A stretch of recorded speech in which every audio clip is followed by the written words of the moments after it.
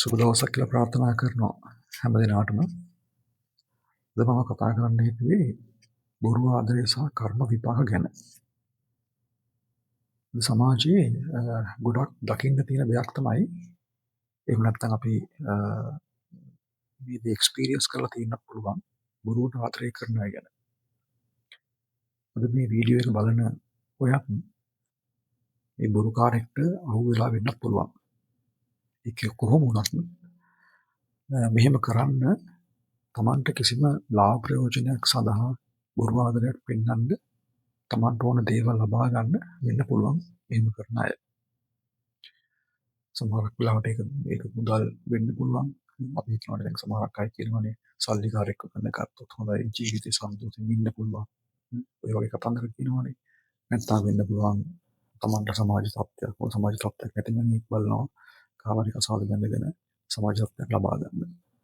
එහෙම නැත්නම් ලෝභකමට හරි, එහෙම නැත්නම් මිල මුදල් නැතිකමට හරි වෙන්න පුළුවන්. ඉදුම් පැළඳුම් ගන්න, කෑම බීම ගන්න, එහෙම නැත්නම් වෙනත් ආශාවනිෂ්ඨ සිද්ධ කරගන්න ලිංගික අවස්ථාවල් වගේ දේවල් කරගන්න වෙන්න පුළුවන්. එහෙම නැත්නම් තවත් කෙනෙක්ගේ කර පිටින් Taman දියුණු වෙන්න ඕනේ කියලා හිතාගෙන එහෙම වෙන්න පුළුවන්. මේ වගේ නොයෙක් කාරණා හින්දා මිනිස්සු මේ අද සමාජයේ ගොඩක් බොරුවට ආදරය කරන්න මිනිස්සු පෙළඹෙනවා. හැබැයි අපි දන්නවා හරි ආදරය වුණත් අසබෑ ආදරය කියන්නේ ඕක නෙමෙයි කියන්නේ. මොකද එහෙමනම් දෙපාර්ශ්වයම එක හා සමානව අනිත් කෙනා වෙනුවෙන් කැප කරන්න සිද්ධ වෙනවා. අනිත් කෙනා ඒ ප්‍රම පෝෂණය කරන්න, ඒගොල්ල වෙනුවෙන් පෙනී සිටින්න, ආරක්ෂා කරන්න, ඔය හැමතිස්සෙම හොයලා බලන්න. ඒ වගේ ගොඩක් දේවල් තියෙනවා මේ ඇත්ත ආදරේ. මොකද කොලිටින් අපි කිව්වොත් අනිත් කෙනා වෙනුවෙන් පණ උනත් දෙන්න, මැරෙන්න උනත් ලෑස්තිලා තමයි කට්ටිය තමයි හරි ආදරය කියලා අපි සැබෑ ආදරය කියලා අපි විශ්වාස කරනවා. හැබැයි මේ බොරුවට ආදරය කරන කෙනා එහෙම නැහැ. එයාට ඕනේ අපෙන් යම් කිසි දෙයක් Tamanට ලබා ගන්න අවශ්‍ය නම් ඒ ටික කරගන්න විතරයි. එයා හරීම ආත්මාර්ථකාමී. හැමතිස්සෙම හිතන්නේ Taman ගැන විතරයි. අනිත් කෙනා ගැන හිතන්නේ නැහැ. අපි නිකමට හරි මොනවා හරි ඉල්ලුවොත් හරි මොන වෙලාවක කියයි මට ඒක නැහැ මේ වෙලාවේ. දැන් දෙන්න බෑ. මන් ළඟ ඉච්චර දෙයක් නැහැ දෙන්න වාට.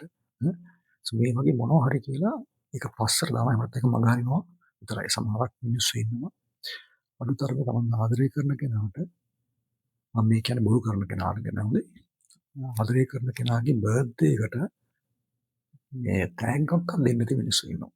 ඒක අමතක වෙනවා. මේ ඔක්කොම බොරුවට කරන්නේ. නැත්තම් දැනුණත් ඒක තමන් බයයි, තමන්ගේ අපි සල්ලි යනවනේ. ඒ නිසා එහෙම කරන්නේ නැහැ. නමුත් අර ඇත්තටම ආදරය කරන කෙනා අර බොරුකාරයා ඉල්ලන හැම දෙයක්ම දෙනවා. තමන්ගේ ජීවිතේ පවා දෙනවා. තමා සතු හැම දෙයක්ම පරිත්‍යාග කරනවා. අනිත් කෙනාව පෝෂණය කරනවා. ඉල්ලන්නේ මොනවද? හැම දෙයක්ම දෙනවා. අකමැත්තෙන් හෝ සමහරක් වෙලාවට ගොඩක් වෙලාවට දෙමෝපියන්ගේ අකමැත්තෙන් හෝ බලෙන් හෝ තමා දෙනවා අර බොරුකාරයාට. මොකද එයා එච්චරට කැමති බොරුකාරයාට ආදරය කරනවා. තමන්ට හිතුණත් අනිත් කෙනා මට අවධානයක් දෙන්නේ නැහැ, මං වෙනුවෙන් වැඩි කැපකිරීම කරන්නේ නැහැ කියලා අපි කැමති නැහැ ඒක පිළිගන්න. තමන්ට හිතුණත් අපි කැමති නැහැ ඒක පිළිගන්න. මොකද අපි හිතනවා මේ අපි ගැන අපි හිතනවා අපි ගොඩක් එයාට ආදරෙයි. ඒ නිසා එයාත් අපිට ගොඩක් ආදරෙයි කියලා ඇති. එයාගේ මොනාරි අමාරුකම් ඇති. ඉතින් අර ඒ වගේ අපි හිතනවා නිසා අපි කැමති නැහැ අර අපිට යම් දෙයක් හිතුණත් ඒ හිතුන දේ සත්‍ය කියලා තේරුම් ගන්න. එහෙම නැත්නම් පිළිගන්න. අපි හැම වෙලේම හිතන්නේ මං එයාට කොච්චර ආදරේද, එයාත් ඒ වගේම මට ආදරය කරනවා නේද? එයා හරි හොඳයි. මට දැන් එයා නැතුව බෑ ඉන්න බෑ, ජීවත් වෙන්න බෑ. මගේ දැන් ජීවිතේ මෙයා විතරයි. අපි සංසාරේ එකට ආපු දෙන්නෙක් වෙන්නේ නැති. ඒ බැඳීමක් අපිට පේන්නේ නැති. මේ වගේ ගොඩාක් හැඟීම් වල ආදරණීය දේවල් තමයි එයා හිතන්නේ හැමතිස්සෙම. මේ ඇත්තට ආදරය කරන කෙනා.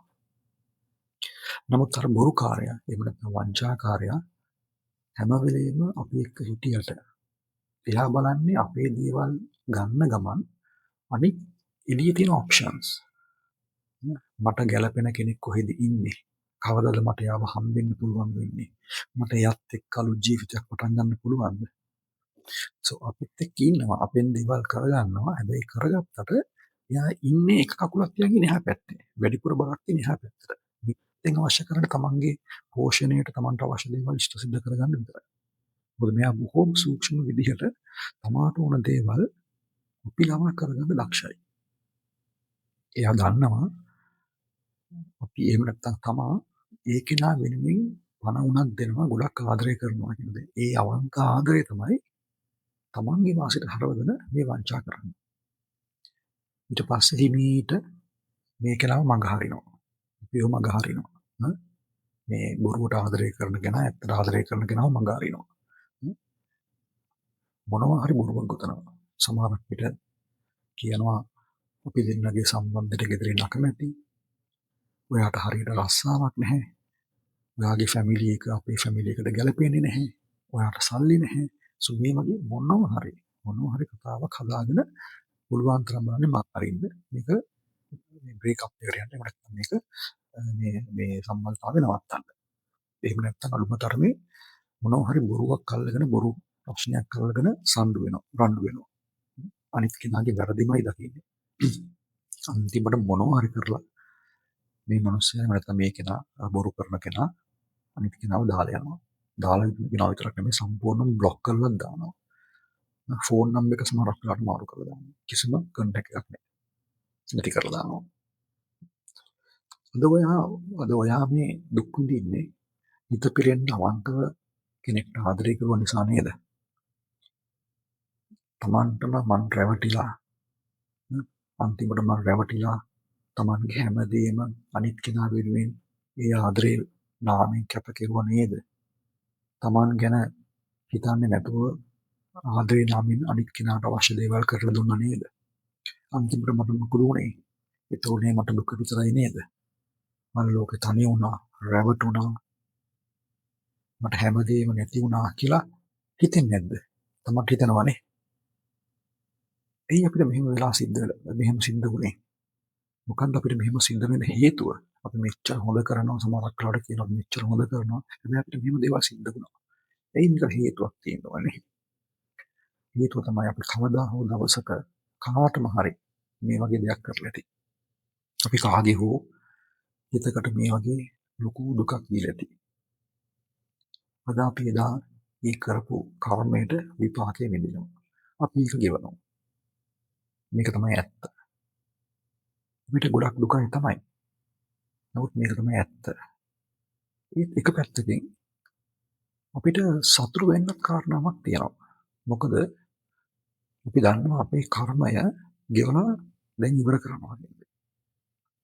හැබැයි මට වරද කරපු කෙනා, ඒ බොරුකාරයා අදාළකින් කර්ම රැස් කරනවා. එයාට සංසාරේ කවදාද දවසක මේවට විපාක ලැබෙනවා. මේ ලෝකයේ මේ ලෝක විශ්ය අපේ හිතට වඩා ගොඩාක් බලවත්. මේ විශ්වය ගොඩාක් බලවත්. අවංකව ආදරය කරන කෙනෙකුට වරදක් කෙරුවොත් අවංකව ආදරය කරන කෙනෙක්ගේ හිතක් රිද්දුවොත් ඒකේ ඵල විපාකය බොහොම බරපතලයි. අපි කිසිම දෙයක් කරන්න අවශ්‍යතාවයක් නැහැ. කිසිම දෙයක් කරන්න ඕනේ නැහැ. මේ ස්වභාවම මේ විශ්වය නියමිත දඬුවම ඉක්මනටම ඒ බොරුකාරයට ලැබෙනවා. අනිවාර්යයි ඒක. අපේ හිත කොච්චර දුකටපත් වුණාද? අපි කොච්චර ඇඬුවද? කොච්චර නිදි නැතුව එළිය වෙනකල් දුක් විඳද? අපි හිතින් කොච්චර පිච්චුණාද? මානසිකව වැටුණාද? හරියට බඩට කෑමක් නැතුව කොච්චර අසනීප වුණාද? අපිට තිබිච්ච ස්ට්‍රෙස් එක නිසා කිසිම දෙයක් හරියට කරගන්න බැරි වුණා. ඔෆිස් එකේ වැඩක් කරගන්න බැරි වුණා. සමහරට ඉගෙනීමේ වැඩ කටයුතු කරගන්න බැරුව ගියා. සමහර කුට්ටය බදාගෙන දවස් ගාන මනාලේ හිටියා. මේ වගේ මානසිකව වැටෙන්න තියෙන උපරිම වැටුණා. අද මට මේ උන හැම දෙම මීට වඩා වැඩි ප්‍රමාණයකින් ඒ මට රිද්දපු කෙනාට මට බොරු කරපු කෙනාට මොකදම දවසක ලැබෙනවා. අවංකව ආදරය කරන කෙනෙක්ට බොරු කිරීමෙන් කිසිම දවසක ඒ කෙනාට අවංක ආදරයක් පිළිසිදු ආදරයක් ලැබෙන්නේ නැහැ. මේක සත්‍යයක්. අපි කැමති වුණත් අකමැති වුණත් මේ දේවල් සිද්ධ වෙනවා. මේ විශ්වය විසින් දෙන්න පුළුවන් හොඳම දඬුවම ඒ බොරුකාරයට දෙනවා. අපිට තියෙන්නේ නිශ්ශබ්දව බලාගෙන ඉන්න විතරයි. මේක තමයි ඇත්තටම කර්ම විපාකය. අපිට යම්කිසි දෙයක් සිද්ධ වෙලා තියෙන්නේ අපි කරපු කර්මයක් නිසා. ඒ වගේම ඒ කර්මය අපිට ගෙවන්න යම්කිසි කෙනෙක් අපිට උදව් වුණා. එතකොට ඒ උදව් වෙච්ච කෙනා නිසා අපි ඒක බිඳලා ඉවර කරනවා. අපි ගෙවලා ඉවර කරනවා. හැබැයි ඒ උදව් වෙච්ච කෙනා ඒ කර්මය එයාගේ කරපිට ගන්නවා. ඒ එයාගේ කර්මය ගෙවන්නේ අපි ගෙවුවට වඩා වැඩි ප්‍රමාණයකින්. මොකද අපිට එච්චර මොකද අපි අනිත් කෙනාට හොඳ දෙයක් කරලා තියෙනවා නම් එතකොට අපිට බොරු කරපු කෙනා එයාගේ චේතනාව වැරදි චේතනාවක්. ඒ වැරදි චේතනාව හේතු කොටගෙන එයාට අනිවාර්යෙන් ඒ කර්ම විපාකයේ සිද්ධ වෙනවාමයි. හොඳයි. එහෙනම් අදට මම නවතින්නම්. තවත් වීඩියෝ එකකින් අපි ඉක්මනින් මුණ ගැහෙමු. සුබ දවසක්.